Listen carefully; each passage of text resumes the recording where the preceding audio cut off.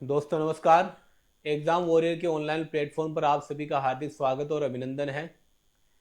सितंबर माह 2024 से संबंधित करंट अफेयर्स की क्लासें हमारी चल रही थी। 2 क्लासें हम ऑनलाइन प्लेटफॉर्म यूट्यूब पर अपलोड कर चुके हैं। आज ये हमारी तीसरी क्लास है। तीसरी क्लास से हमारी स्पोर्ट्स करंट अफेयर्स से संबंधित होने वाली है। और स्पोर्ट्स में भी जो सितंबर महीने में जो भी महत्वपूर्ण एक्टिविटियाँ खेल कूद के क्षेत्र में जो भी महत्वपूर्ण उपलब्धियाँ हासिल हुई थी, उन उपलब्धियों को हम आज डिस्कस करेंगे। और विशेष रूप से जो पेरिस ओलंपिक 2024 जिसका आयोजन पेरिस में किया गया था, उसको हम विशेष रूप से डीपली उसका विस्तृत अध्ययन करने का प्रयास करेंगे।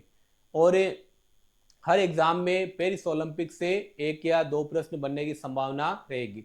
इसलिए आप क्लास को लेते वक्त ये ध्यान रखें, केवल आपको देखना ही नहीं है, आप साथ में अपनी नोटबुक लेके बैठे। जो भी महत्वपूर्ण फैक्ट आपको लगे उनको आप अपनी नोटबुक में नोट डाउन करते चलें। तो हमें आपका ज़्यादा विशेष समय खराब नहीं किए बिना तुरंत अपनी क्लास के ऊपर आते हैं। आज की हमारी जो क्लास है उसका जो पहला बिंदु है वो दिलीप ट्रॉफी से संबंधित होने वाला है। दिलीप ट्रॉफी में भारत की जो इंडिया टीम है उसने पहला जो विजेता है उसकी उपलब्धि हासिल करी है। उस दिलीप ट्रॉफी के बारे में अपन बात करेंगे। दिलीप ट्रॉफी का ये 61वां संस्करण था। कौन सा संस्करण था? 61वां संस्करण था। अब इसमें आपको ये याद रखना है कि दिलीप ट्रॉफी जो इसका संबंध है क्रिकेट से। किससे संबंधित है? क्रिकेट से। तो भूतपूर्व क्रिकेट खिलाड़ी है दिलीप जी, उनके नाम पर दिलीप ट्रॉफी इनका नाम रखा गया है। 61वां संस्करण है। इसकी जो विजेता टीम है वो कौन है? इंडिया ए है। इस दिलीप ट्रॉफी के अगर अपन आयोजन की बात करें, किसकी बात करें? आयोजन की बात करें तो इसका आयोजन हुआ था बेंगलुरु में हुआ था। और एक दूसरा स्थान था अनंतपुरम। कहाँ पे है वो? आंध्र प्रदेश में। बेंगलुरु और आंध्र प्रदेश के अनंतपुरम में इसका आयोजन हुआ था। इसमें जो विजेता टीम है वो इंडिया ए है। विजेता टीम कौन सी है? इंडिया ए है। इसके कप्तान है मयंक अग्रवाल। कप्तान कौन थे? मयंक अग्रवाल है। इसने जो उप विजेता है, उप विजेता टीम यानी कि इंडिया सी को इंडिया ए के द्वारा पराजित करके विजेता की ट्रॉफी हासिल की गई है। इंडिया सी के कप्तान है ऋतुराज गायकवाड़। इंडिया सी के कप्तान कौन है? ऋतुराज गायकवाड़। और इंडिया ए ने ये 132 रनों से जीत प्राप्त करी है। कितने रनों से प्राप्त करी है? 132 रनों से। अगर इसके player of the match, man of the match की अगर बात करें तो वो बने हैं शाश्वत रावत। कौन बने? शाश्वत रावत। कौन सी टीम के प्लेयर है वो? इंडिया ए के प्लेयर है। इन्होंने 122 रनों की शानदार पारी खेली थी, जिसकी वजह से इंडिया ए टीम को इस इंडिया सी के विरुद्ध सफलता प्राप्त हुई है। इसलिए मैन ऑफ द मैच यानी प्लेयर ऑफ द मैच का अवार्ड शाश्वत रावत को प्राप्त हुआ है। तो ये कौन सा संस्करण हो गया? 61वां संस्करण हो गया। विजेता कौन बनी? इंडिया ए बनी है। किसको पराजित किया? इंडिया सी को पराजित किया। कितने रनों से पराजित किया? 132 रनों से पराजित किया। मैन ऑफ द मैच किसे चुना गया? शाश्वत रावत को चुना गया। तो ये दिलीप ट्रॉफी की बात होगी। अगली अपनी जो स्लाइड, अपना जो महत्वपूर्ण बिंदु है वो शतरंज से संबंधित है। किससे संबंधित है? शतरंज से संबंधित है। 45वें जो शतरंज ओलंपियाड है, 45वें शतरंज ओलंपियाड में भारत को 2 स्वर्ण पदक प्राप्त हुए हैं। कितने स्वर्ण पदक प्राप्त हुए? 2 स्वर्ण पदक प्राप्त हुए। ये भारत के शतरंज प्लेयर के लिए एक विशेष ऐतिहासिक महत्वपूर्ण उपलब्धि है कि इन्होंने 2 स्वर्ण पदक प्राप्त किए। इसके अगर आयोजन की बात करें तो आयोजन हुआ था बुडापेस्ट हंगरी में। कहां पर आयोजन हुआ था? बुडापेस्ट हंगरी में आयोजन हुआ था। अंतरराष्ट्रीय शतरंज महासंघ के द्वारा इसका आयोजन किया गया था। फिडे के द्वारा इसका आयोजन किया गया था। अंतरराष्ट्रीय शतरंज महासंघ फिडे के द्वारा इसका आयोजन किया गया था। 10 से 23 सितंबर 2024 को आयोजन हुआ था। कब हुआ? सितंबर 2024 में। अब इन्होंने जो 2 स्वर्ण पदक हासिल किए वो एक तो ओपन वर्ग में हासिल किया और दूसरा महिला वर्ग में। कितने वर्गों में हासिल किया? एक तो ओपन वर्ग में हासिल किया, दूसरा महिला वर्ग में इन्होंने स्वर्ण पदक हासिल किए हैं। अब उसके भारत को पहली बार पुरुष और महिला, कौन सा? भारत को पहली बार पुरुष और महिला दोनों ही श्रेणियों में स्वर्ण पदक प्राप्त हुआ है, गोल्ड मेडल प्राप्त हुआ है। किसमें प्राप्त हुआ है? शतरंज ओलंपियाड, जो कौन से नंबर का था? 45वें नंबर का। कितने स्वर्ण पदक प्राप्त हुए? 2 स्वर्ण पदक प्राप्त हुए। अलग अलग जो महिला और पुरुष अलग अलग टीमों के द्वारा ये स्वर्ण पदक इनको प्राप्त किए गए। आयोजन बुडापेस्ट में हुआ। ओपन महिला दोनों वर्गों में स्वर्ण पदक प्राप्त इनके द्वारा किया गया है। और ये उपलब्धि इन्होंने पहली बार हासिल की है। भारत के शतरंज प्लेयरों के द्वारा महिला और पुरुष दोनों ही क्षेत्रों में स्वर्ण पदक हासिल करने की जो उपलब्धि वो पहली बार हासिल हुई है। अगली स्लाइड में अपन बात करेंगे टेनिस के जो स्पर्धा है यूएस ओपन। किसकी बात करने जा रहे हैं? यूएस ओपन जो वर्ष का अंतिम ग्रैंड स्लैम है। कौन सा है? वर्ष का अंतिम ग्रैंड स्लैम है, जिसका आयोजन अमेरिका में किया जाता है। कहाँ किया जाता है? अमेरिका में किया जाता है, यूएस ओपन 2024। इसके अगर संस्करण की बात करें तो कौन से नंबर का हो जाएगा? ये 144वें नंबर का। कौन से नंबर का हो जाएगा? 144वें नंबर का। 26 अगस्त से 8 सितंबर 2024। ये कोई ज्यादा विशेष महत्वपूर्ण नहीं है, लेकिन आयोजन कहाँ हुआ ये आपको याद रखना है कि न्यूयॉर्क अमेरिका में इसका आयोजन किया गया था, यूएस ओपन टेनिस 2024 का। अब जो अमेरिकी जो ओपन टेनिस प्रतियोगिता है 2024, इसमें जो विजेता उपविजेता कौन कौन रहे थे? महिला वर्ग में कौन रहे थे या पुरुष वर्ग में कौन रहे थे? विजेता कौन रहे थे और उपविजेता कौन रहते हैं? दोनों ही चीजें अपने लिए महत्वपूर्ण, यहां से एग्जाम में प्रश्न पूछा जाता है। तो सबसे पहले अपन पुरुष एकल में बात करेंगे। किस में बात करेंगे? पुरुष एकल में। यहाँ इटली के जो प्लेयर है, इटली के टेनिस प्लेयर जिनका नाम है जेनिक सिनर। क्या नाम है इनका? Jannik Sinner. इन्होंने टेलर फिट्ज को पराजित किया है। किसको पराजित किया? टेलर फिट्ज, जो कि कहाँ के हैं? अमेरिका के। इन्होंने टेलर फिट्ज को पराजित करके जेनिक सिनर ने एकल पुरुष यानी पुरुषों की एकल स्पर्धा में इन्होंने विजेता का स्थान प्राप्त किया है। अब अपन महिला एकल की बात करेंगे। किसकी बात करेंगे? महिला एकल की। महिला एकल में बेलारूस की जो महिला प्लेयर है, बेलारूस की जो महिला प्लेयर है उनका नाम है आर्यना सबालेंका। क्या नाम है इनका? आर्यना सबालेंका। इन्होंने ये उपलब्धि हासिल की है, विजेता बने हैं। उपविजेता किसको पराजित करके ये उपलब्धि हासिल की है? तो वो है अमेरिका की जेसुका पेगोला। किसको पराजित किया इन्होंने? अमेरिका की जेसुका पेगुला को इन्होंने पराजित किया है। तो कौन सा संस्करण हो गया? 144वां हो गया। कहाँ आयोजित हुआ? न्यूयॉर्क में आयोजित हुआ। पुरुष एकल में विजेता कौन है? Jannik Sinner. कहाँ के निवासी है? इटली के निवासी है। किसको पराजित किया? टेलर फिट्ज को पराजित किया। महिला एकल में अगर बात करें तो आर्यना सबालेंका विजेता है। कहाँ की है? बेलारूस की है। पराजित किसको किया? अमेरिका की जेसुका पेगुला को। किसको पराजित किया? अमेरिका के जेसुका पेगुला को। तो ये आपको ध्यान में रखना है। America tennis open 2024, US tennis open. अपन बात करेंगे हॉकी एशियन ट्रॉफी की। किसकी बात करेंगे? हॉकी एशियन ट्रॉफी, यानी एशिया महाद्वीप के देशों को इसमें शामिल किया जाता है। भारत इस चैंपियन ट्रॉफी में विजेता बना है और कौन सी बार बना है? 5वीं बार बना है। कौन सी बार बना है? यानी कि इससे पहले भी 4 बार भारत के द्वारा यह उपलब्धि हासिल कर ली गई है। अब इसके अपन आयोजन की बात करें तो आयोजन कहाँ पे हुआ है? चाइना में हुआ है। भारत ने चाइना को पराजित करके, किसको पराजित करके? चाइना को पराजित करके यह उपलब्धि हासिल करी है। जीत का जो अंतर है 1-0 का हो जाएगा। कितना का हो जाएगा? 1-0 का हो जाएगा। उसके अलावा आगे अपन बात करते हैं प्लेयर ऑफ द टूर्नामेंट की। किसकी बात करेंगे? यानी कि पूरे जो फाइनल मैच, फाइनल जो गेम है उसमें सबसे बेहतरीन परफॉर्मेंस किसके द्वारा किया गया? तो वो भारत के कप्तान हरमनप्रीत सिंह के द्वारा किया गया। किसके द्वारा किया गया? भारत के कप्तान हरमनप्रीत सिंह के द्वारा किया गया। उन्होंने टूर्नामेंट में कुल 7 गोल दागे हैं। कितने गोल दागे हैं? 7 गोल दागे हैं। तो ये बात होगी हॉकी एशियन ट्रॉफी की। किस ट्रॉफी की बात होगी? हॉकी एशियन ट्रॉफी की। भारत कौन सी बार विजेता बना है? 5वीं बार बना है। आयोजन कहाँ पे हुआ? चाइना में हुआ। विजेता कौन बना? भारत। किसको पराजित किया? चाइना को पराजित किया। कितने स्कोर से पराजित किया? 1-0 से पराजित किया। टूर्नामेंट का जो प्लेयर ऑफ द टूर्नामेंट है वो कौन है? हरमनप्रीत सिंह, वो भारत के कप्तान है। कितने गोल किए इन्होंने? कुल 7 गोल इनके द्वारा किए गए। अगली स्लाइड की ओर अपन बढ़ते हैं।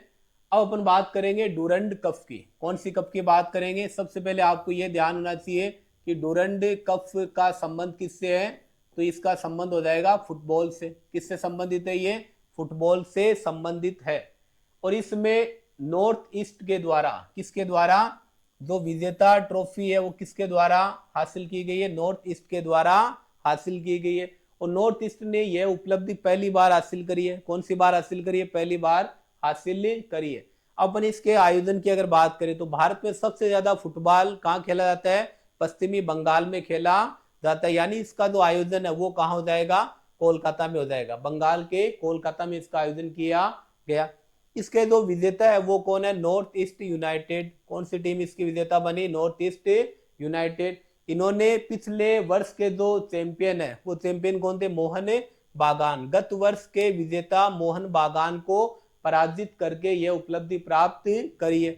अब इसके जो प्लेयर ऑफ द टूर्नामेंट है वो कौन हो जाएंगे? Gurmeet Singh. Player of the tournament कौन हो जाएंगे? Gurmeet Singh.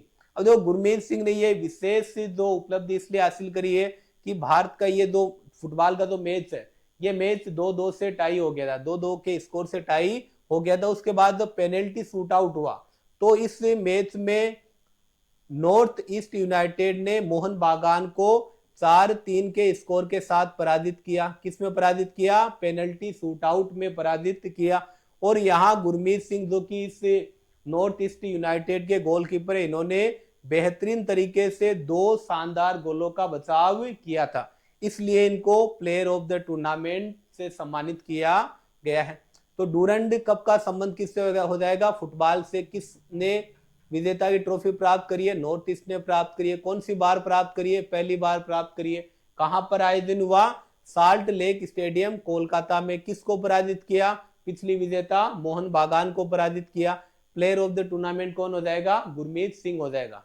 Player of the tournament Gurmeet Singh. अगली स्लाइड में अपन चलते हैं। अपन बात करेंगे डायमंड लीग की। डायमंड लीग में भारत के जो जेवलिन थ्रो के प्लेयर है नीरज चोपड़ा, इन्होंने रजत मेडल प्राप्त किया है। सिल्वर मेडल इनके द्वारा प्राप्त किया गया है। किनके द्वारा प्राप्त किया गया है? नीरज चोपड़ा के द्वारा प्राप्त किया गया है। किस लीग में प्राप्त किया गया है? डायमंड लीग में प्राप्त किया गया। इसके आयोजन की अगर बात करें तो ये बेल्जियम के ब्रुसेल्स में आयोजित हुआ था। कहां आयोजित हुआ? बेल्जियम के ब्रुसेल्स में। नीरज चोपड़ा ने रजत प्राप्त किया। कितने के स्कोर से? 87.86 मीटर का इनका स्कोर रहा था। यानी इनकी जो दूरी है वो 87.86 मीटर रही थी। अब देखो इन्होंने जो गोल्ड मेडल विजेता है पीटर एंडरसन, इनका जो थ्रो है वो लगभग 87.87 मीटर का रहा था। यानी कि नीरज केवल 1 सेंटीमीटर से, कितने सेंटीमीटर से? 1 सेंटीमीटर से गोल्ड प्राप्त करने से चूक गए थे। तो नीरज का स्कोर 87.86, एंडरसन का स्कोर 87.87। दोनों के बीच का जो अंतर है वो कितना हो जाएगा? 1 सेंटीमीटर का अंतर हो जाएगा। यानी कि 1 सेंटीमीटर से नीरज गोल्ड मेडल प्राप्त करने से चूक गए। इससे पूर्व अगर नीरज की उपलब्धि अगर अपन बात करें जेवलिन थ्रो में, भाला फेंक में, तो इन्होंने टोक्यो ओलंपिक 2020 में स्वर्ण पदक हासिल किया था। कौन सा पदक हासिल किया? स्वर्ण। पेरिस ओलंपिक में इन्होंने रजत पदक प्राप्त किया है। यानी कि दोनों ओलंपिक में इनके द्वारा, एक में गोल्ड और दूसरे में सिल्वर इनके द्वारा प्राप्त किया है। तो डायमंड लीग में नीरज ने कौन सा पदक प्राप्त किया? रजत प्राप्त किया। कहां आयोजन हुआ? ब्रुसेल्स में आयोजन। नीरज का जो स्कोर है, ये देखो, ये आजकल एग्जाम में ये पूछे जा रहे हैं कि नीरज ने कितने अंकों के साथ ये भाला फेंका था। तो कितना स्कोर हो जाएगा? 87.86 मीटर। इनके जो गोल्ड से अंतर वो कितना हो जाएगा? 1 सेंटीमीटर। कई बार ये भी पूछ लेते हैं नीरज का नाम लेके, डायमंड लीग में नीरज ने रजत पदक प्राप्त किया लेकिन गोल्ड मेडल किसने प्राप्त किया? तो वो किसने प्राप्त किया? ग्रेनाडा के पीटर एंडरसन के द्वारा प्राप्त किया गया। किसके द्वारा? पीटर एंडरसन के द्वारा। यहां इसका जो स्कोर है 87.87 हो जाएगा। यानी केवल 1 सेंटीमीटर ज्यादा का स्कोर है। इससे पूर्व नीरज ने भाला फेंक में टोक्यो में गोल्ड हासिल किया। पेरिस ओलंपिक में इन्होंने रजत मेडल या सिल्वर मेडल इनके द्वारा प्राप्त किया गया था। अगली स्लाइड की ओर बढ़ते हैं। अब अपन बात करेंगे लोगानाथन धनुष की। किसकी बात करेंगे? लोगानाथन धनुष की बात करेंगे। जो वेट लिफ्टिंग किस खेल से संबंधित है? वेट लिफ्टिंग से संबंधित है। लोगानाथन धनुष ने लियोन स्पेन में आयोजित लियोन स्पेन में आयोजित जूनियर वेट लिफ्टिंग प्रतियोगिता में, किस प्रतियोगिता में, जूनियर वेट लिफ्टिंग प्रतियोगिता में 55 किलोग्राम भार वेट में, कौन सी स्पर्धा में 55 किलोग्राम में कौन सा पदक प्राप्त किया, कांस्य पदक प्राप्त किया, यानी तीसरे स्थान पे रहे थे। कौन से स्थान पे रहे थे, तीसरे। एल धनुष कहां पर आयोजन हुआ, लियोन स्पेन में। कौन सा मेडल प्राप्त किया, तीसरा मेडल प्राप्त किया। अब देखो यहाँ 55 किलोग्राम में इन्होंने कुल 231 किलोग्राम वजन उठाया था। कुल वजन इन्होंने कितना उठाया, 231 किलोग्राम वजन उठाया था इन्होंने प्रतियोगिता में। 107 ग्राम तो इन्होंने स्नेच में उठाया और 124 ग्राम इन्होंने क्लीन एंड जंक, दो इस वेट लिफ्टिंग के अलग अलग इवेंट होते हैं, एक का नाम है स्नेच और दूसरे का नाम है क्लीन एंड जर्क। स्नेच में 107 और क्लीन एंड जर्क में 124 केजी इन्होंने वेट उठाया था। अब इन्होंने जो कांस्य पदक है वो स्नेच इवेंट में प्राप्त किया था। कौन से इवेंट में प्राप्त किया, स्नेच इवेंट में। और ये जो जर्क और क्लीन एंड जर्क जो इवेंट है यहाँ इनको 13वां स्थान प्राप्त हुआ था। तो आपको ये याद रखना है कि इन्होंने कौन सा पदक प्राप्त किया, कांस्य पदक प्राप्त किया। किस इवेंट में प्राप्त किया, तो स्नेच इवेंट में प्राप्त किया। इनका खेल कौन सा हो जाएगा, वेट लिफ्टिंग हो जाएगा। खेल कौन सा हो जाएगा, वेट लिफ्टिंग हो जाएगा। और धनुष ये मेडल हासिल करने वाले पहले भारतीय पुरुष खिलाड़ी हो गए। कौन से खिलाड़ी हो गए, पहले भारतीय पुरुष खिलाड़ी हो गए। किसमें, जूनियर वर्ल्ड वेट लिफ्टिंग भारोत्तोलन प्रतियोगिता में। कितने किलोग्राम में, 55 किलोग्राम में। तो वापिस से एक बार अपन रिवाइज करते हैं कि जूनियर जो वेट लिफ्टिंग प्रतियोगिता उसका आयोजन कहाँ हुआ, स्पेन के लियोन में। कहां पर आयोजन हुआ, स्पेन के लियोन में। इन्होंने कौन सा पदक हासिल किया, कांस्य पदक हासिल किया गया। कितने किलोग्राम भार में हासिल किया, 55 किलोग्राम में। कुल वजन कितना उठाया, 231। 107 किस में उठाया, स्नेच में। 124 किस में उठाया, क्लीन एंड जर्क में उठाया।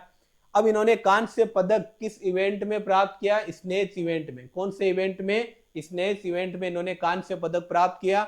और ऐसा करने वाले ये भारत के कौन से पुरुष खिलाड़ी हो गए, भारत के पहले पुरुष खिलाड़ी हो गए। तो ये हमारी बात थी लोगानाथन धनुष के बारे में। आगे अपन चलते हैं, अब हम बात करेंगे ज्योति बरवाल। किसके बारे में, ज्योति बेरवाल के बारे में, जो कि हिसार हरियाणा के निवासी है। कहाँ के निवासी है, हिसार हरियाणा के निवासी है। इन्होंने स्पेन में आयोजित, कहां पर आयोजित, स्पेन में आयोजित अंडर 20 विश्व कुश्ती चैंपियनशिप में महिलाओं की 76 किलोग्राम वर्ग का स्वर्ण पदक प्राप्त किया है। कौन सा पदक प्राप्त किया है, स्वर्ण पदक प्राप्त किया है। किस प्रतियोगिता में प्राप्त किया, अंडर 20 विश्व कुश्ती चैंपियनशिप प्रतियोगिताओं में महिलाओं की 76 किलोग्राम भार की जो इवेंट था उसमें इन्होंने स्वर्ण पदक प्राप्त किया है। ये आपको ध्यान रखना है कि इनके द्वारा स्वर्ण पदक प्राप्त किया गया है। और ये हरियाणा हिसार के निवासी है। किस प्रतियोगिता में, अंडर 20 विश्व कुश्ती चैंपियनशिप में। और आजकल डायरेक्ट पदक के बारे में नहीं पूछते, ये पूछते हैं कि इन्होंने किस भार में, किस वजन के इवेंट में इन्होंने ये उपलब्धि हासिल की। तो वो कौन सा भार हो जाएगा, 76 किग्रा। आगे अपन बात करते हैं पेरिस ओलंपिक 2024। आज की हमारी क्लास का जो महत्वपूर्ण बिंदु है वो रहेगा पेरिस पैरा ओलंपिक 2024। और निश्चित रूप से ये जो ओलंपिक खेल है 4 साल में एक बार होते हैं। और जब इनका आयोजन होता है तो आगे इनके सामने जो भी 2-4 एग्जाम आती है उन एग्जाम में निश्चित रूप से इन ओलंपिक खेलों से प्रश्न बनाए जाते हैं। तो ये जो पेरिस पैरा ओलंपिक है जिसका आयोजन 2024 में हुआ था, तो इससे संबंधित आपको सारे फैक्ट आपको तैयार करने हैं। तो अपन इसका प्रारंभ करते हैं। इसका जो संस्करण है वो कौन सा हो जाएगा, 17वां संस्करण। कौन सा संस्करण हो जाएगा, यानी कि 17वें नंबर का ये संस्करण है। इसका जो नाम है इन्होंने ग्रीष्मकालीन पैरा ओलंपिक भी रखा है। क्या रखा है इन्होंने, ग्रीष्मकालीन पेरिस पैरा ओलंपिक 2024 भी इन्होंने नाम रखा है। इसका जो आयोजन स्थल है वो कहाँ है, पेरिस फ्रांस में हुआ था, इसलिए इसको क्या बोलते हैं, पेरिस ओलंपिक या पैरा ओलंपिक बोलते हैं, जो कि कहाँ हुआ था, पेरिस में। शुभारंभ अगर इसकी बात करें तो 28 अगस्त 2024 को हुआ था। फ्रांसीसी क्रांति के साक्षी जो स्थान है चैम्स एलिसीज, इन स्थानों के नाम आपको विशेष रूप से याद रखने हैं कि दो, एक तो स्थान कौन सा, चेम्स एलिसीज, और दूसरा लो कॉनकॉर्ड, जो कि फ्रांसीसी क्रांति के समय के जो महत्वपूर्ण जो गतिविधियां इन स्थानों पर गठित हुई थी, इसलिए इन पेरिस ओलंपिकों का जो शुभारंभ इन दो महत्वपूर्ण ऐतिहासिक स्थानों पर किया गया। उनके नाम है चेम्स एलिसीज और लो कॉनकॉर्ड। आगे अब अगर इनके उद्घाटनकर्ता की अगर बात करें तो फ्रांस के राष्ट्रपति है वो इनके उद्घाटनकर्ता होंगे। फ्रांस के राष्ट्रपति इमैनुअल मैक्रों के द्वारा, किसके द्वारा, फ्रांस के राष्ट्रपति इमैनुअल मैक्रों के द्वारा इसका उद्घाटन किया गया। और समापन कहाँ हुआ, 8 सितंबर को स्टेड डी फ्रांस में। कहां पर हुआ, स्टेड डी फ्रांस स्टेडियम में इस पेरिस पैरा ओलंपिक 2024 का समापन हुआ था। तो 17वें नंबर का था, पेरिस में हुआ, महत्वपूर्ण स्थान चेम्स एलिसीज लो कॉनकॉर्ड, उद्घाटनकर्ता इमैनुअल मैक्रो, और समापन स्टेड डी फ्रांस में समापन हुआ था। आगे बढ़ते हैं, इसके शुभंकर की बात करेंगे। किसकी बात करेंगे, शुभंकर की बात करेंगे। और शुभंकर किसको बनाया गया, फ्रीजेज को बनाया गया। किसको बनाया गया, फ्रीजेज को बनाया गया, जो कि फ्रांसीसी क्रांति से संबंधित है। फ्रांसीसी क्रांति से संबंधित जो छोटी छोटी जो फ्रीजेन टोपियां है, उन टोपियों को क्या बनाया गया, उन टोपियों से संबंधित क्या बनाया, फ्रीजेज शुभंकर बनाया गया है।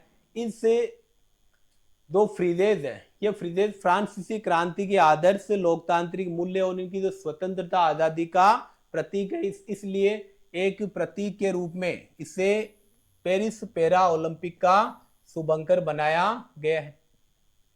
आगे हम बात करते हैं कि ओलंपिक फ्रीज को नीले, सफेद और लाल रंग में दर्शाया गया है। 3 रंग आपको देखने को मिलेंगे, देखो, नीला रंग, लाल रंग और बीच में कौन सा रंग है, सफेद रंग है।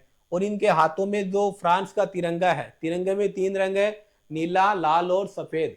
उससे लाल तिरंगे को भी इन्होंने अपने साथ रखा है। तो रंगों का अगर पूछ ले तो कौन से रंग हो जाएंगे, नीला, सफेद और लाल। किसका प्रतीक है, फ्रांसीसी क्रांति का प्रतीक है। आगे अगर अब और अपन इस शुभंकर की अगर अपन बात करें तो इसमें आप देखो कि बीच वाला जो इनके जो छाती वाला स्थान है, यहाँ पर फ्रांसीसी जो पेरिस ओलंपिक है उस ओलंपिक के लोगों को बताया गया। और इनके एक शुभंकर के पैरों में 2 स्नीकर्स पहने हुए, क्या पहने हुए, 2 स्नीकर्स पहने हुए। दूसरा जो शुभंकर है, इसकी 1-2 टांग, 1-2 पैर है, वो कृत्रिम है। कृत्रिम यानी कि ये दिव्यांग को प्रदर्शित कर रहा है। किसको प्रदर्शित कर रहा है, एक पैर नकली यानी कृत्रिम इनके लगाई गई है, ताकि दिव्यांग पैरा ओलंपिक को ये प्रदर्शित करे, शो करे। और इसके दूसरे पैर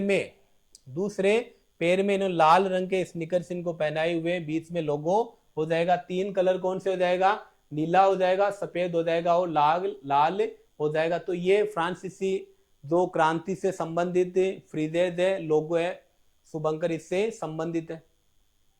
आगे हम बात करते हैं कि इसमें पेरिस पैरा ओलंपिक में कौन कौन सी प्रतिस्पर्धाएं हुई, कौन कौन से खेल हुए, कौन कौन से खेलों के अंदर कौन सी प्रतिस्पर्धा, कितने इवेंट हुए। तो खेलों की अगर बात करें तो 22 खेल हुए हैं। कितने खेल हुए हैं, 22 खेल। इन 22 खेलों में से 12 खेलों में भारतीय टीमों के द्वारा हिस्सा लिया गया। अब 22 खेलों के 549 इवेंट हुए। खेलों के अंदर भी अलग अलग कैटेगरी होती है, अलग अलग स्पर्धाएं होती है। 22 खेलों में 549 इवेंट है।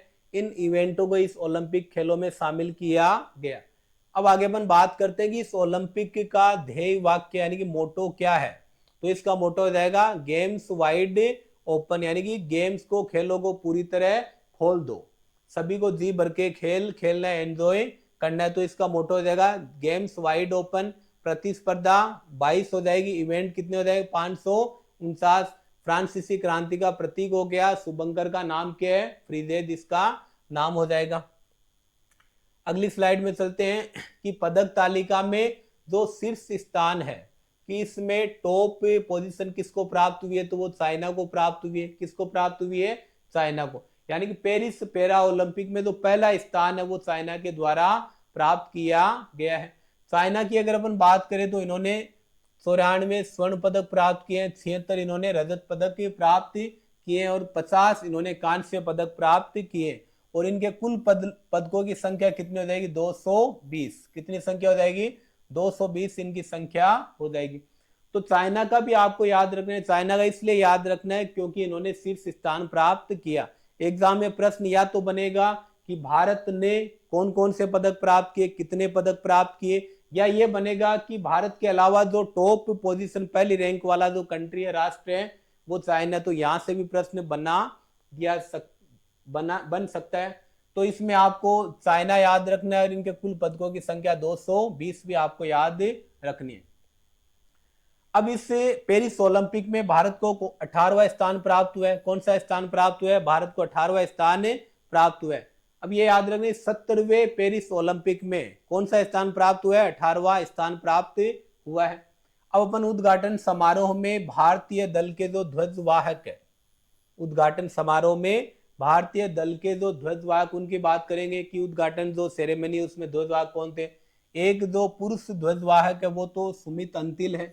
पुरुष ध्वजवाहक कौन है? सुमित अंतिल है। भाला फेंक खिलाड़ी है। कौन से खिलाड़ी है? भाला फेंक खिलाड़ी है। और महिलाओं की तरफ से प्रतिनिधि कौन थे? भाग्यश्री जाधव। महिलाओं की तरफ से जो महिला प्रतिनिधि वो किसे चुना गया? भाग्यश्री जाधव को चुना गया। और इनके खेल की अगर बात करें तो वो कौन सा हो जाएगा? शॉर्टपुट खेल। इनके खेल का नाम क्या हो जाएगा? शॉर्टपुट। अब देखो, तो उद्घाटन समारोह में उसी प्लेयर को शामिल करेंगे जिसने पहले ओलंपिक खेलों या अन्य जो खेल है उसमें विशेष महत्वपूर्ण उपलब्धि हासिल की हो। तो सुमित अंतिल है, इन्होंने पिछले 2020 का जो टोक्यो ओलंपिक है उसमें गोल्ड मेडल प्राप्त किया था। कौन सा मेडल प्राप्त किया? इसलिए इनको स्थान दिया गया, इनको ध्वजवाहक बनाया गया।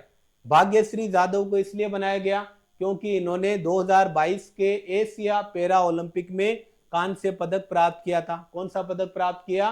कांस्य पदक प्राप्त किया, इसलिए इनको महिला प्रतिनिधि के रूप में इनको चुना गया।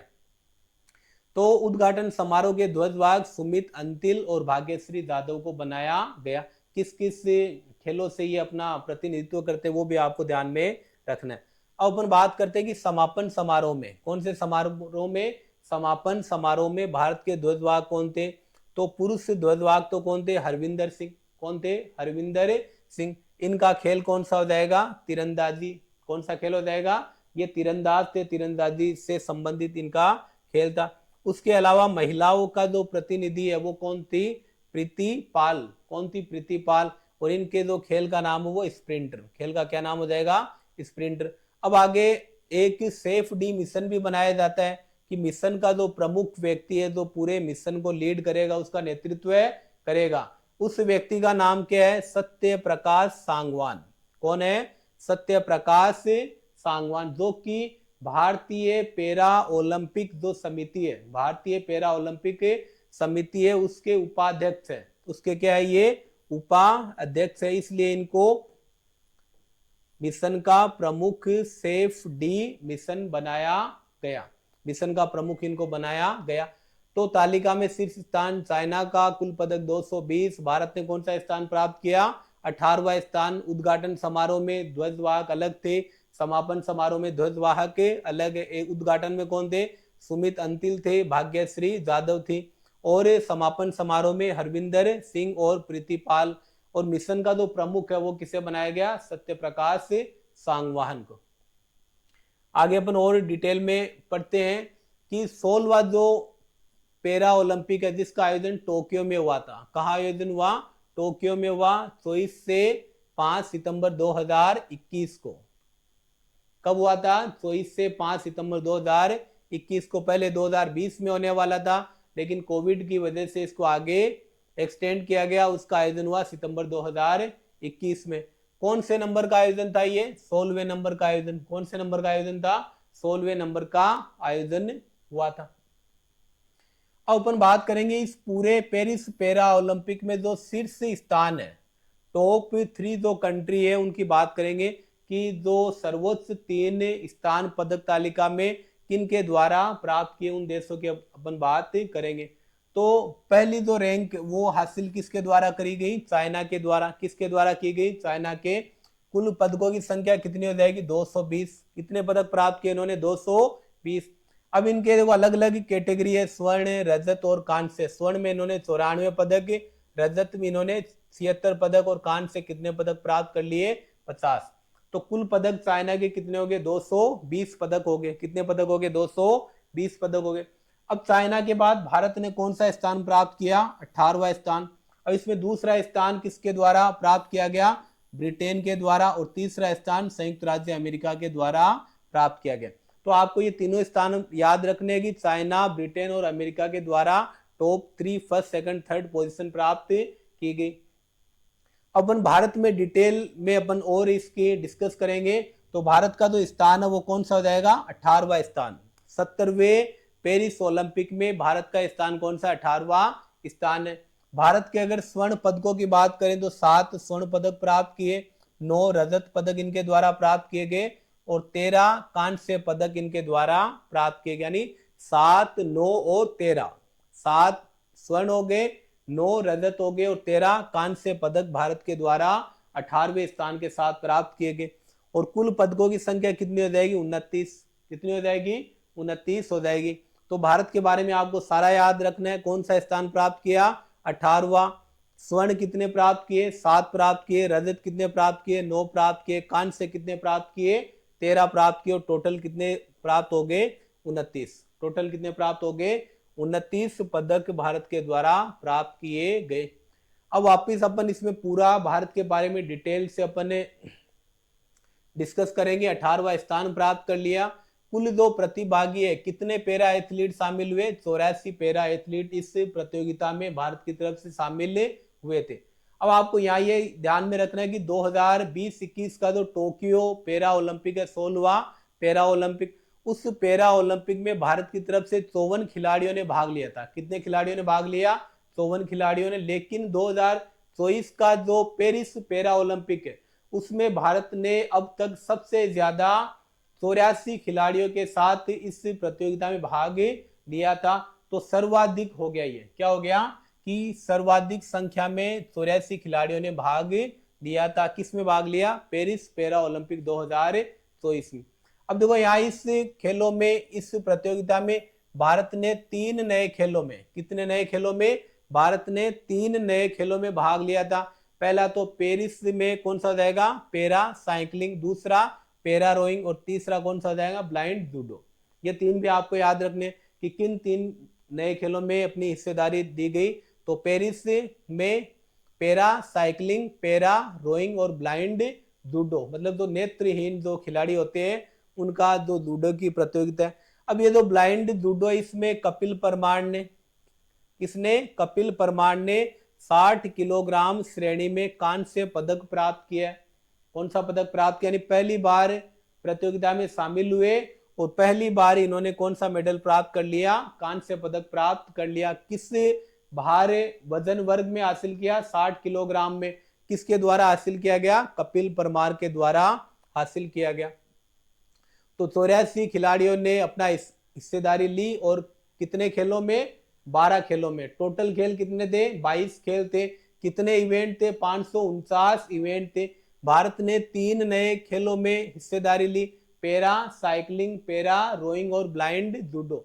ब्लाइंड जूडो में क्या हुआ? कपिल परमार ने 60 किलो वजन में कौन सा पदक प्राप्त किया? कांस्य पदक। पहली बार शामिल हुए और पहली बार इन्होंने मेडल प्राप्त कर लिया है। अगली स्लाइड में अपन बात करते हैं कि भारत ने 17वें पैरा ओलंपिक में सबसे ज्यादा 29 पदक प्राप्त किए हैं। यानी अब तक जितने भी जो ओलंपिक हुए उनमें भारत का सबसे बढ़िया परफॉर्मेंस रहा। क्या रहा? सबसे बढ़िया प्रदर्शन रहा। कौन से स्थान पे रहा? 18वें स्थान पे। पिछला जो टोक्यो ओलंपिक हुआ उसमें भारत ने 24वां स्थान प्राप्त किया था। कौन सा स्थान प्राप्त किया था? 24वां स्थान प्राप्त किया। इस बार भारत ने 2024 में कौन सा? 18वां स्थान। पिछली बार 24वां स्थान भारत के द्वारा प्राप्त किया गया था। अब अपन इन खेलों में जो पैरा ओलंपिक खेल आयोजित हुए उनमें इंडिविजुअल व्यक्तिगत खिलाड़ियों के बारे में हम बात करेंगे कि किस खिलाड़ी का क्या परफॉर्मेंस रहा, किस खेल में, किस इवेंट में इन्होंने कौन सा मेडल या इन्होंने पदक प्राप्त किया। इनकी जो विशेष इंडिविजुअल जो उपलब्धि है उन विशेष उपलब्धियों को अपन व्यक्तिगत रूप से इनकी डिस्कस करेंगे। तो सबसे पहले अपन बात करेंगे अवनी लेखरा की। किसकी बात करने जा रहे हैं? अवनी लेखरा कहाँ के निवासी है? जयपुर के निवासी है। इनका जो खेल है वो कौन सा है, निशानेबाजी। इनके खेल का क्या नाम है, निशानेबाजी। और राजस्थान के एग्जाम में लगभग अवनी लेखरा के बारे में प्रश्न ये आता ही आता है। तो अपन ये राष्ट्रीय करंट अफेयर्स अभी पढ़ रहे हैं, उसके अलावा जब अपन राजस्थान की क्लास से लेंगे तब अवनी लेखरा को और भी ज्यादा डिटेल से अपन पढ़ेंगे। क्यों पढ़ेंगे, क्योंकि अवनी लेखरा लगभग जितने भी जो खेल होते हैं उनमें राजस्थान का प्रतिनिधित्व कर रही है और सब में इनके द्वारा विशेष उपलब्धियों के साथ मेडल प्राप्त किए जा रहे हैं। तो अपन अवनी लेखरा के बारे में बात करते हैं कि महिलाओं के 10 मीटर एयर राइफल, इसमें इनके जो इवेंट है वो क्या हो जाएगा, 10 मीटर एयर राइफल में SH1 कैटेगरी में।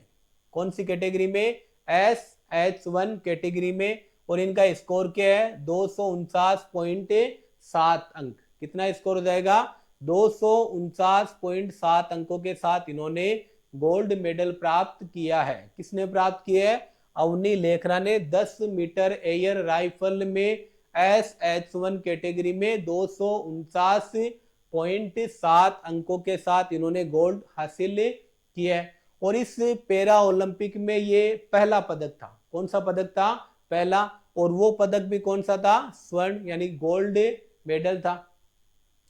अब देखो पैरा ओलंपिक में 2 गोल्ड मेडल जीतने वाले, कौन सा, 2 गोल्ड मेडल जीतने वाली ये भारत की कौन सी महिला है, पहली महिला। वो कौन है, हमारी अवनी लेखरा है। अब इस इवेंट में SH1 कैटेगरी में ही जो कांस्य पदक है वो भी भारत के द्वारा प्राप्त किया गया, और वो प्राप्त किया गया राजस्थान की मोना अग्रवाल के द्वारा। किसके द्वारा प्राप्त किया गया, मोना अग्रवाल के द्वारा। यानी अवनी लेखरा के साथ साथ मोना अग्रवाल ने भी इस इवेंट में भारत के लिए पदक प्राप्त किया है। तो अपन विशेष रूप से अवनी लेखरा कहाँ के निवासी हो जाएगी, जयपुर की। खेल का नाम क्या हो जाएगा, निशानेबाजी। किस इवेंट में, 10 मीटर एयर राइफल में। किसमें, 10 मीटर एयर राइफल की SH1 कैटेगरी में। स्कोर क्या रहेगा भैया, स्कोर आपको विशेष रूप से भी जो स्कूल लेक्चरर संस्कृत डिपार्टमेंट, वहां भी एक प्लेयर का स्कोर पूछा गया है। तो स्कोर जितने भी जो गोल्ड मेडलिस्ट हैं उनका तो आपको स्कोर याद रखना ही रखना है, जितने भी जो महत्वपूर्ण खिलाड़ी है, कि कितने स्कोर के साथ इन्होंने गोल्ड मेडल या जो भी मेडल इन्होंने प्राप्त किया है। तो अवनी लेखरा ने 249.7 के स्कोर के साथ इन्होंने गोल्ड मेडल प्राप्त किया। पहला स्वर्ण था, पहला मेडल था, और 2 गोल्ड मेडल प्राप्त करने वाली ये पहली भारतीय महिला बन गए। कांस्य पदक किसने प्राप्त किया, राजस्थान की मोना अग्रवाल ने। किसने प्राप्त किया, राजस्थान की मोना अग्रवाल ने। आगे अपन बात करेंगे सुमित अंतिल की। किसकी बात करेंगे, जो कि भाला फेंक के खिलाड़ी है। कौन से खिलाड़ी है, भाला फेंक के खिलाड़ी है। सुमित अंतिल ने भाला फेंक के F64 इवेंट में, कौन से इवेंट में, F64 इवेंट में 70.59 यानी कि 70.59 मीटर के स्कोर के साथ इन्होंने स्वर्ण पदक गोल्ड मेडल प्राप्त किया है। कौन सा मेडल प्राप्त किया है, स्वर्ण पदक। किस खेल में, भाला फेंक में। इवेंट कौन सा हो जाएगा, F64 वर्ग में। कौन से इवेंट में, F64 वर्ग में स्वर्ण पदक प्राप्त किए। सुमित अंतिल एवं अवनी लेखरा ये दोनों अपने स्वर्ण पदक की खिताब को बचाने वाले पहले भारतीय पुरुष एवं महिला खिलाड़ी भी बन गए। कौन से, यानी कि इन्होंने टोक्यो ओलंपिक में इन्होंने गोल्ड हासिल किया, और पेरिस ओलंपिक में भी इन्होंने क्या हासिल कर लिया, गोल्ड हासिल कर लिया। यानी कि इन्होंने अपने खिताब को बचाने का इनके द्वारा कार्य किया गया है। तो वो कौन हो जाएंगे, सुमित अंतिल और अवनी लेखरा। आगे अपन बात करते हैं अगली स्लाइड में नवदीप सिंह के बारे में। हाल ही में ओलंपिक मेडल के बाद इन्होंने काफी सुर्खियां प्राप्त करी थी। पानीपत हरियाणा के निवासी है। खेल का नाम क्या जाएगा इनका, भाला फेंक। नवदीप सिंह ने भाला फेंक के F41 कैटेगरी में, कौन सी कैटेगरी में, F41 कैटेगरी में 47.32 मीटर के स्कोर के साथ, किसके साथ, 47.32 मीटर के स्कोर के साथ स्वर्ण पदक प्राप्त किया था। कौन सा पदक प्राप्त किया, स्वर्ण पदक। अब यहां थोड़ा आपको ये याद रखना है कि इनको डायरेक्ट स्वर्ण पदक प्राप्त नहीं हुआ था। स्वर्ण पदक तो ईरान का जो खिलाड़ी है सादेग बेत सया है को प्राप्त हुआ था, लेकिन वो डिस्क्वालीफाई हो गए। क्या हो गए, डिस्क्वालीफाई हो गए।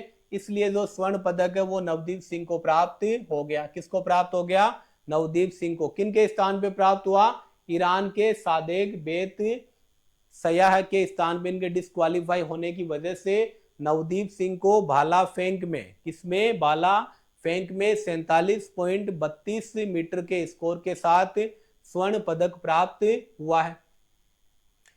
तो नवदीप सिंह कहाँ के निवासी हो गए? हरियाणा पानीपत के निवासी हो गए। खेल का नाम भाला फेंक हो जाएगा। इवेंट क्या हो जाएगा? F41 श्रेणी में। स्कोर क्या हो जाएगा? 47.32 का स्कोर हो जाएगा। पहले रजत प्राप्त हुआ, लेकिन ईरान के सादेक बेत के डिस्क्वालीफाई होने की वजह से इनको गोल्ड मेडल प्राप्त हो गया।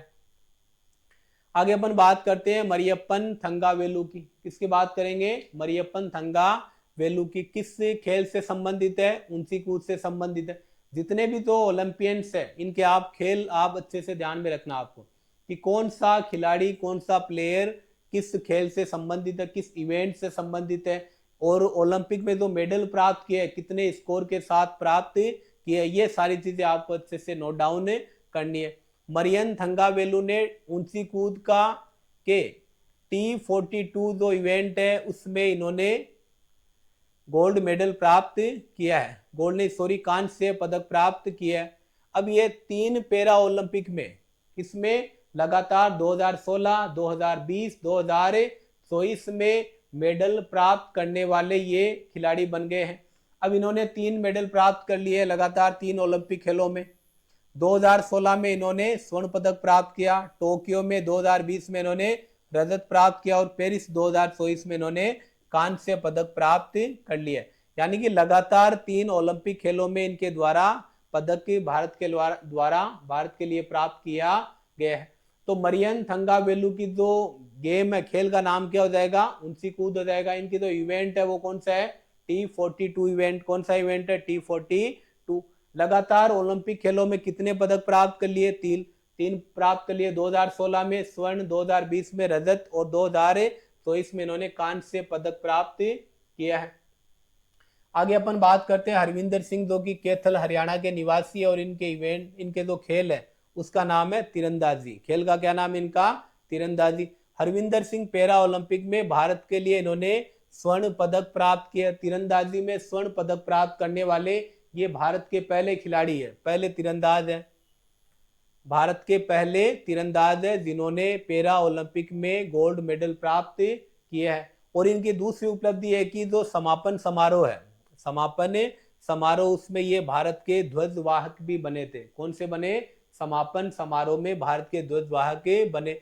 तो कैथल हरियाणा के निवासी हो गए। तीरंदाजी खेल हो गया।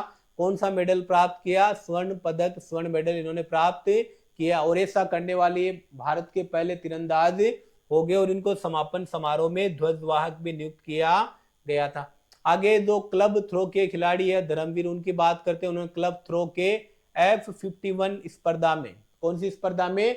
F51 स्पर्धा में 34.92 मीटर, कितने मीटर? 34.92 मीटर के साथ स्वर्ण पदक प्राप्त किया है। तो स्वर्ण पदक किसके द्वारा क्लब थ्रो में प्राप्त किया गया? धर्मवीर के द्वारा प्राप्त किया गया। किस इवेंट में प्राप्त किया गया? F51 इवेंट में। स्कोर क्या हो जाएगा इनका? 34.92 मीटर। कौन सा मेडल प्राप्त किया? गोल्ड मेडल इन्होंने प्राप्त किया। जबकि जो प्रणव शर्मा है उन्होंने इसी तीरंदाजी में रजत मेडल, सिल्वर मेडल प्राप्त किए, और उनका स्कोर हो जाएगा 34.59 मीटर। कितने मीटर हो जाएगा? 34.59 मीटर। तो आपको ये याद रखना है कि 34.92 मीटर में इन्होंने स्वर्ण पदक प्राप्त किया है। किसने प्राप्त किया? धर्मवीर ने प्राप्त किया। किस खेल में प्राप्त किए? क्लब थ्रो में प्राप्त किए।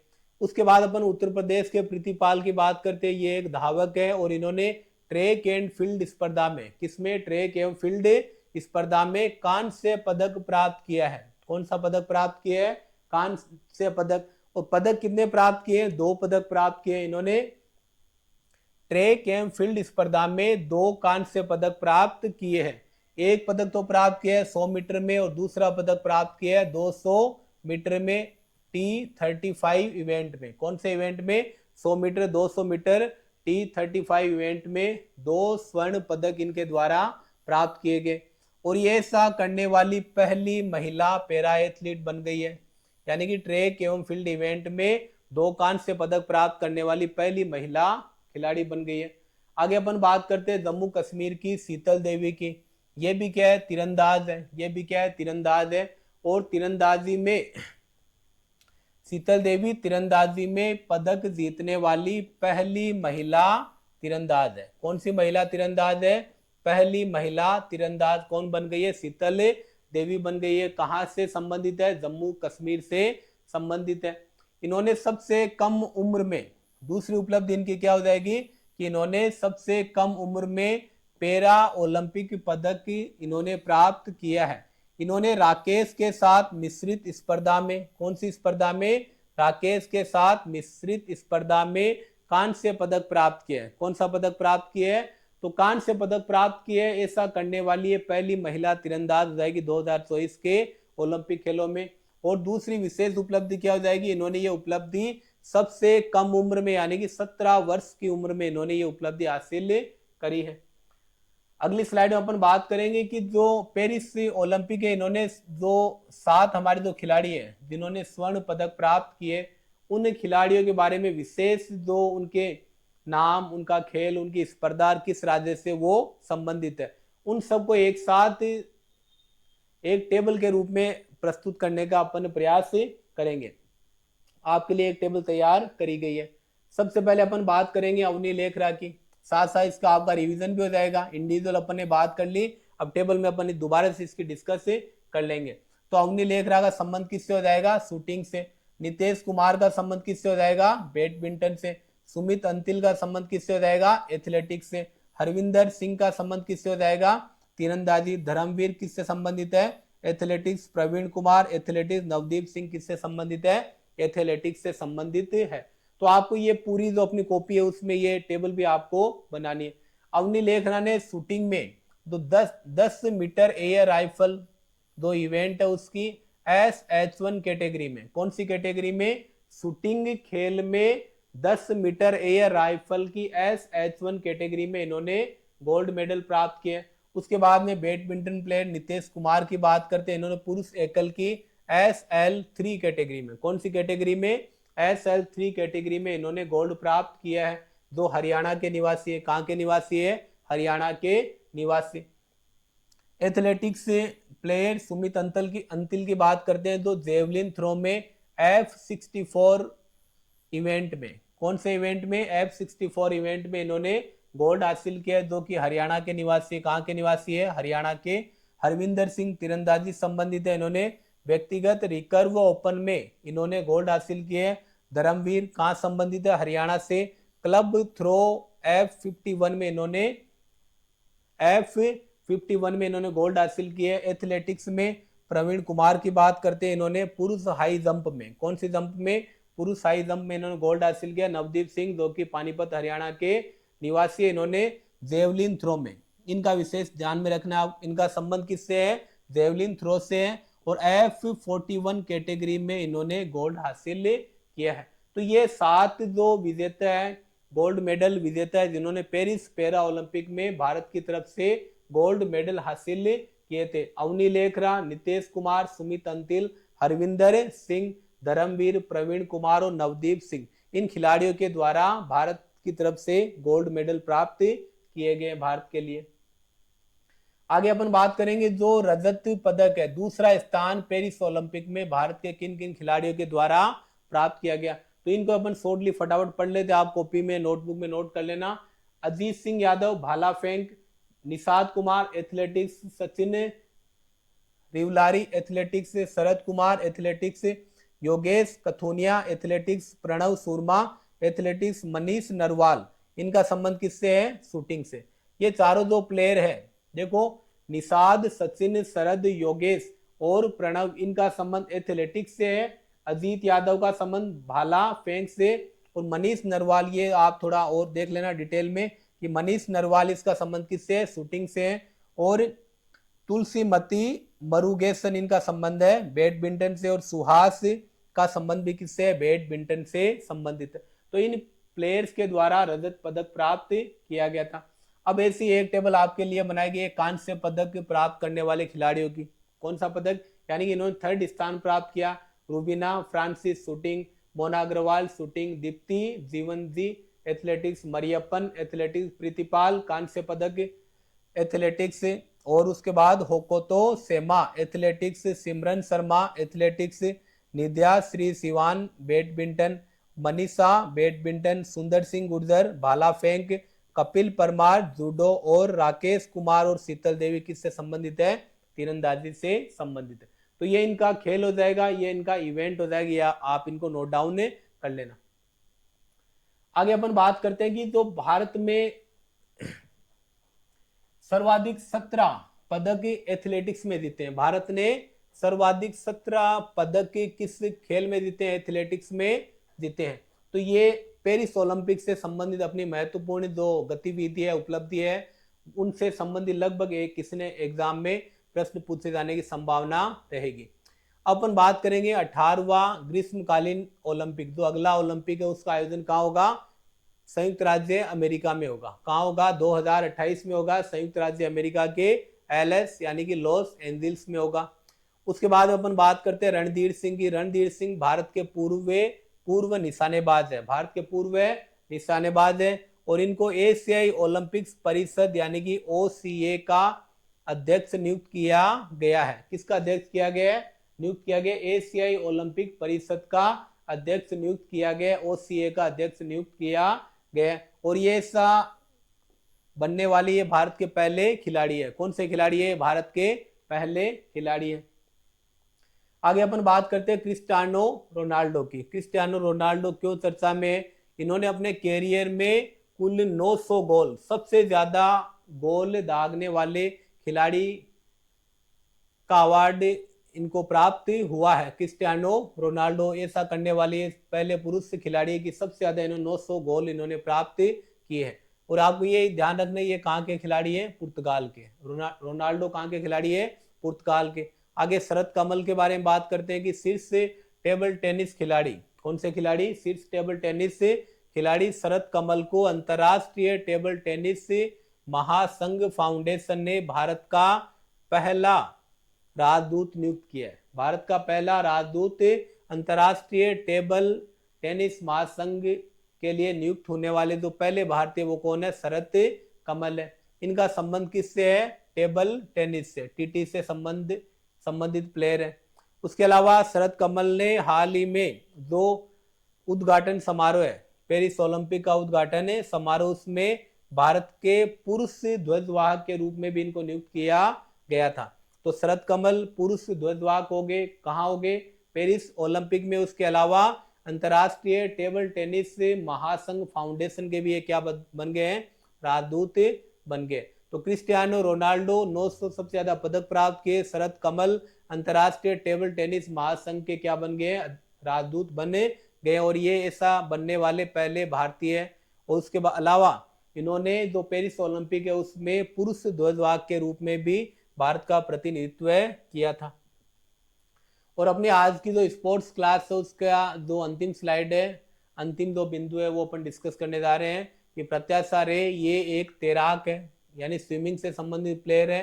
किस राज्य के है ये, उड़ीसा के है। 2024 के 32 एकलव्य पुरस्कार, कौन से पुरस्कार, एकलव्य, यानी खेलों के क्षेत्रों में पिछले 2 वर्षों में जो बेहतरीन उत्कृष्ट जो खिलाड़ी है, जो इनका शानदार परफॉर्मेंस रहता है, उनको एकलव्य पुरस्कार दिया जाता है। तो इनको 32वें एकलव्य पुरस्कार के लिए चुना गया है। कौन से एकलव्य पुरस्कार के लिए, 32वें एकलव्य पुरस्कार को के लिए चुना गया। किनको चुना गया, प्रत्याशा रे को। कहाँ के निवासी है, उड़ीसा के निवासी है। और 23वें जो राष्ट्रमंडल खेल 2026 में होने वाले, कहाँ होने वाले, 2026 में। और वो कहाँ होंगे, स्कॉटलैंड में होंगे। स्कॉटलैंड की राजधानी ग्लासगो में आयोजित होंगे। कहाँ आयोजित होंगे, स्कॉटलैंड की राजधानी ग्लासगो में आयोजित होंगे। तो प्रत्याशा रे तैराक है, उड़ीसा की है। क्या उपलब्धि हासिल हुई इनको, कि 32वां एकलव्य पुरस्कार प्राप्त हुए। 23वें नंबर के जो राष्ट्रमंडल खेल है, कॉमनवेल्थ गेम 2026 में आयोजित होंगे। कहाँ आयोजित होंगे, स्कॉटलैंड की राजधानी ग्लासगो में आयोजित होंगे। तो आज ये हमारे स्पोर्ट्स से संबंधित सितंबर महीने की क्लास थी। तो लगभग ये संभावना रहेगी कि आगे आने वाली जो परीक्षा है उसमें यहाँ से पेरिस ओलंपिक में, विशेष रूप से पेरिस ओलंपिक में 1-2 प्रश्न बनने की गुंजाइश रहेगी। तो आप अच्छे से इनको अपनी नोटबुक में तैयार करें, नोट डाउन करें। तो आज की क्लास अपनी समाप्त करते हैं और जल्द ही अगली क्लास के साथ मिलते हैं। धन्यवाद।